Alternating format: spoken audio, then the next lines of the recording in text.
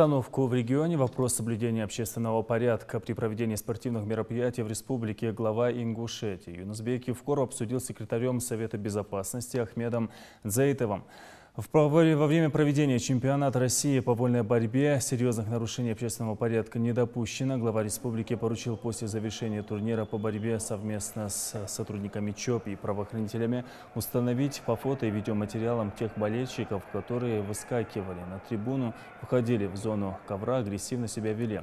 По итогам проверки в отношении данных лиц будут приняты меры. Завершилась встреча вручением поздравительного адреса, подарка и совместной памятной фотосъемка.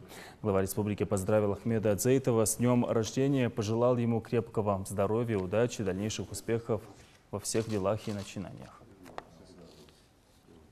По чемпионату России по вольной борьбе, в принципе, каких-то серьезных нарушений не допущено. Охрана общественного порядка осуществляют и сотрудники, и ЧОП. Основную задачу там в данном мероприятии осуществляет ЧОП и сами сотрудники Дворца спорта, которые на сей день работают добросовестно. Так, других происшествий серьезных по республике нет.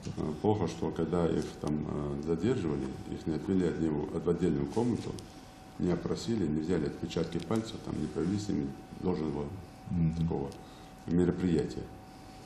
В итоге получается, что эти одни и те же люди будут ездить по регионам и провоцировать на беспорядки. Разберитесь, пожалуйста, с этим вопросом, потому что чтобы эту всю информацию передать правоохранительной системе тех республик, откуда они, эти болельщики, так называемые, приехали. Выберите, и вчера там вроде без инцидентов, а позавчера вот выберите вот эти моменты, кадры. И плюс надо у себя делать базу данных. У нас много болельщиков приезжают из Дагестана, из Чечни, из соседей, отовсюду, с учетом не только борьбы, а разных видов спорта.